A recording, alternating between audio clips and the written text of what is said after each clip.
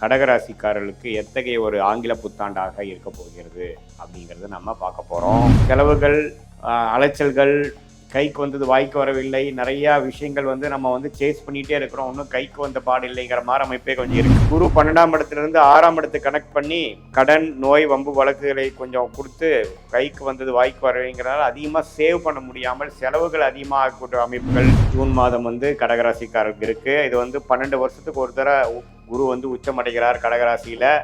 அது இந்த டைமில் ஆகிறார். சனியை குரு பார்க்கறதுனால தந்தையாரோட உறவுகள், தந்தையாருக்கும் நமக்கு இருக்கக்கூடிய மனஸ்தாபங்கள் ஓரளவுக்கு சரியாகிறது, தந்தையாரோட உடல்நிலை கொஞ்சம் சரியாகிறது. இது மாதிரி ஷேர் மார்க்கெட் அது மாதிரி விஷயத்தில் இருக்கிறவங்களுக்குலாம் நல்ல லாபங்கள், நல்ல ஒரு பிரமாதமான ஒரு அமைப்பு கொடுக்கக்கூடிய அமைப்புகள் இருக்குது. பார்த்தீங்கன்னா ஹெல்த்து இம்ப்ரூவ் ஆக போகுது, ரிலேஷன்ஷிப் இம்ப்ரூவ் ஆக போகுது, ஃபினான்ஷியல் விஷயங்கள் இம்ப்ரூவ் ஆக போகுது. பழைய சேகரெல்லாம் கொஞ்சம் தேவையில்லாத ஒரு நட்பெல்லாம் விலகி இப்போ தேவையான விஷயத்தை மட்டும் செய்யக்கூடிய ஒரு அமைப்பு.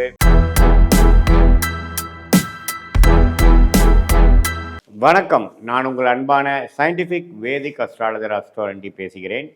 நல்லது நினைப்போம், நல்லதே நடக்கும்.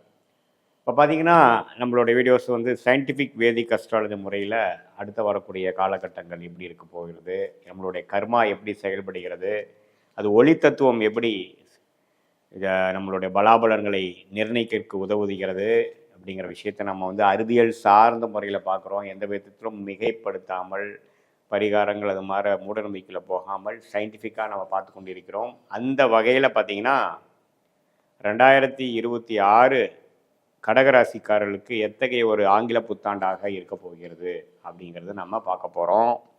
இப்போ பாருங்கள், 2026 ஸ்டார்ட் ஆகிறப்பே பார்த்தீங்கன்னா குரு 12ஆம் இடத்திலேயே தான் கடகராசிக்காரர்களுக்கு இருக்கிறார்கள். குரு சனி 9ஆம் இடத்திலும், ராகு 8ஆம் இடத்திலும், கேது 2ஆம் இடத்திலும் இருக்கிறார்.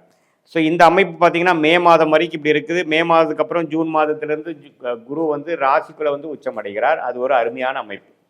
ஸோ முதல் ஒரு 5 மாதங்கள் பலன் எப்படி இருக்குன்னா, செலவுகள், அலைச்சல்கள், கைக்கு வந்தது வாய்க்கு வரவில்லை, நிறையா விஷயங்கள் நம்ம சேஸ் பண்ணிகிட்டே இருக்கிறோம், இன்னும் கைக்கு வந்த பாடு இல்லைங்கிற மாதிரி அமைப்பே கொஞ்சம் இருக்குது. கடன்கள் வேணால் சீக்கிரமாக அமையும், உடல் உபாதைகள் கொஞ்சம் வந்துட்டு போகும். அது மாதிரி அமைப்புகள் தான் தொடர்ந்து 2025 இருக்கக்கூடிய அந்த பலன் தொடருது. என்னதான் 2023, 24 அஸ்தம தாக்குதலிருந்து கடகராசிக்காரர்கள் வெளியில் வந்தாலும் இன்னுமே பெருசாக அதோட பலனை அனுபவிக்க முடியலைங்கிறது தான் உண்மை.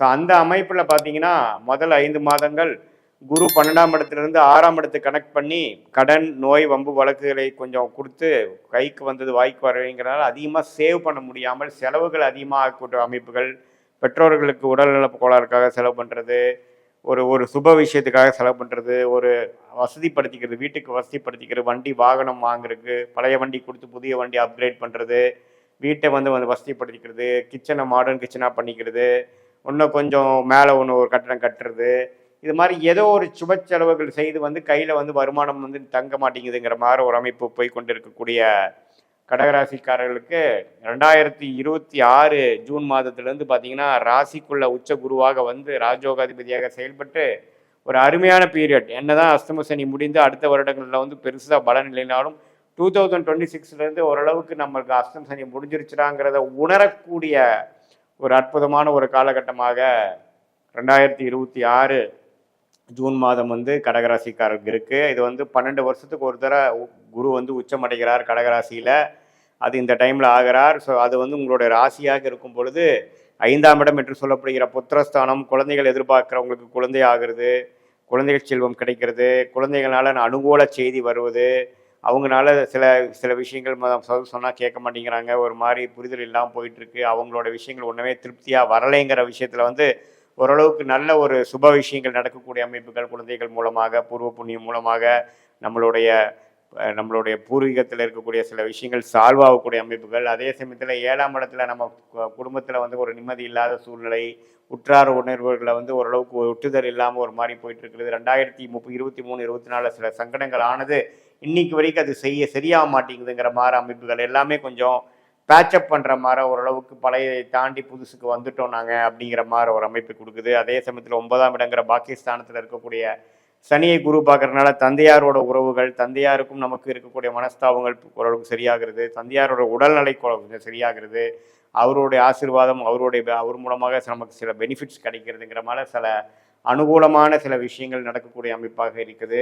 உங்களுக்கு ஒரு நல்ல தசாபுக்திகளாக போகும்பொழுது நான் சொல்லக்கூடிய அமைப்புகள் ஒன்றுமே கொஞ்சம் தூக்குதலாக இருக்கும். சனி பார்த்திங்கன்னா 9ஆம் இடத்துலேருந்து 3ஆம் இடத்தை பார்த்து இளைய சகோதர சகோதரிகள் அது மாதிரி சில பிரச்சனைகளாக கொடுத்தது பார்த்திங்கன்னா இப்போ கொஞ்சம் ஓரளவுக்கு சாந்தமாகி உறவுகள் எல்லாமே பிளட் ரிலேஷனாக இருந்தாலும் சரி, ஃபர்ஸ்ட் சர்க்கிளாக இருந்தாலும் சரி, செகண்ட் சர்க்கிள்லாம் ஓரளவுக்கு இம்ப்ரூவ்மெண்ட்டு, கொஞ்சம் நெட்வொர்க்கிங் அதிகமாக பண்ணுறோம், ஒரு சோஷியல் கனெக்ஷன் கொஞ்சம் இம்ப்ரூவ் ஆகிருக்குதுங்கிற மாதிரி பல விஷயங்கள் கொடுக்கக்கூடிய ஒரு அற்புதமான ஒரு ஆண்டாக குறிப்பாக சொல்லணும்னா செகண்ட் ஆஃப் 2026 கடகராசிக்காரர்களுக்கு காத்து கொண்டிருக்கிறது. அஷ்டம சனி முடிஞ்சிருச்சுங்கிறது உணரக்கூடிய அமைப்பாக இருக்கிறது. அதே சமயத்தில் பார்த்தீங்கன்னா ஃபினான்ஷியல் லைன், பேங்கிங் செக்டாரில் இருக்கிறவங்க, இது மாதிரி ஷேர் மார்க்கெட் அது மாதிரி விஷயத்தில் இருக்கிறவங்களுக்கெல்லாம் நல்ல லாபங்கள், நல்ல ஒரு பிரமாதமான ஒரு அமைப்பு கொடுக்கக்கூடிய அமைப்புகள் இருக்குது. அதே சமயத்தில் திருமணமே நடக்காமல் திருமண தடைகளாக 2-3 வருஷமாக அஷ்டம சனியிலேருந்து ஏஜே தாண்டி போச்சு சாருங்கிறவங்களுக்கெல்லாம் சட்டுன்னு ஒரு நல்ல ஒரு திருமணம் அமையக்கூடிய அமைப்புகள் அதெல்லாம் நல்ல ஒரு அமைப்பாக கண்டிப்பாக உண்டுங்க. ஸோ பார்த்தீங்கன்னா ஹெல்த்து இம்ப்ரூவ் ஆக போகுது, ரிலேஷன்ஷிப் இம்ப்ரூவ் ஆக போகுது, ஃபினான்ஷியல் விஷயங்கள் இம்ப்ரூவ் ஆக போகுது, சுப விஷய தடைகள் நீங்க போகிறது. இது மாதிரி ஒரு அற்புதமான ஒரு ஆண்டு.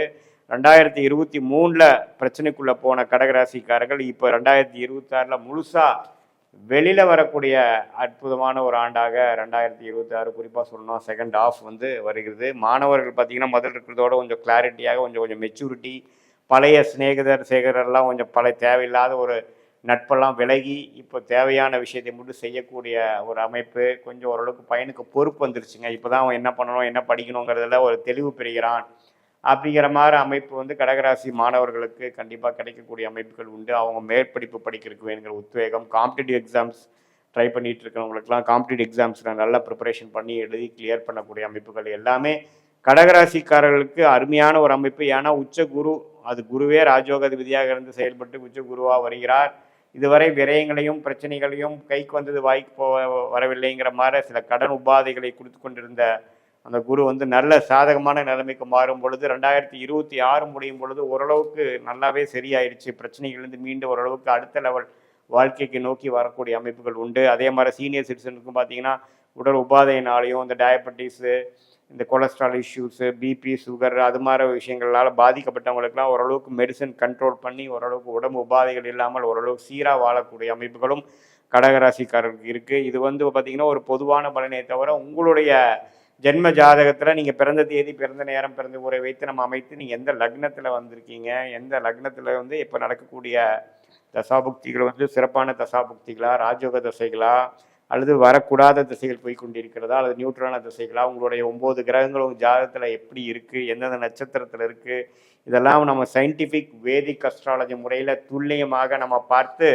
அடுத்து வரக்கூடிய 3 மாதம், அடுத்து வரக்கூடிய 6 மாதம், அடுத்து வரக்கூடிய 1 வருடம் எப்படி இருக்குது, எது மாதிரி விஷயங்கள் நடக்கக்கூடியதாக இருக்குது, எது மாதிரி விஷயங்கள் நடக்க முடியாத மாதிரி இருக்குது, எந்தெந்த பிராப்தங்கள் நம்மளுக்கு காத்து கிடக்குதுங்கிறது சயின்டிஃபிக் வேதிக் அஸ்ட்ராலஜி முறையில் துல்லியமாக நம்ம பார்த்து இப்போ நம்ம பேசின அந்த கோச்சாரம், சனிப்பயிற்சி, குரு பயிற்சி, ராகு பயிற்சி வச்சு சொன்ன அந்த பொது பலனையும் மிக்ஸ் பண்ணி நம்ம துல்லியமாக பார்க்கும் பொழுது எளிதில் நம்ம வாழ்க்கையில் ஜெயிப்பதற்கு என்னென்ன மாதிரி விஷயங்கள் இருக்குது, எது மாதிரி பிராப்தங்கள் நமக்கு காத்திருக்குதுங்கிறதை வைத்து நீங்கள் அது பிரகாரம் திட்டங்களை தீட்டி செயல்பட்டீங்கன்னால் இப்போ தேவையற்ற சில விஷயங்கள், தேவையற்ற சமய விரயங்கள், தேவையற்ற பொருள் விரயங்கள்லாம் தவிர்த்து நம்மளுடைய பிராப்தம் என்ன, நமக்கு ஃபார்ச்சுனேட்டான படிப்பு என்ன, நம்மளுடைய ஃபார்ச்சுனேட்டான துறை என்ன, வேலையா தொழிலா, எந்த நேரத்தில் எது செய்வது நமக்கு சாதகமாக அமையுங்கிறதை தெரிந்து அதற்கு தகுந்தமாக திட்டத்தை தீட்டி நீங்கள் செயல்பட்டுனால் வாழ்க்கையில் எளிதில் வெற்றி பெற முடியும் என்று சொல்ல விரும்புகிறேன். மீண்டும் மற்றொரு காணொளியில் சந்திப்போம்.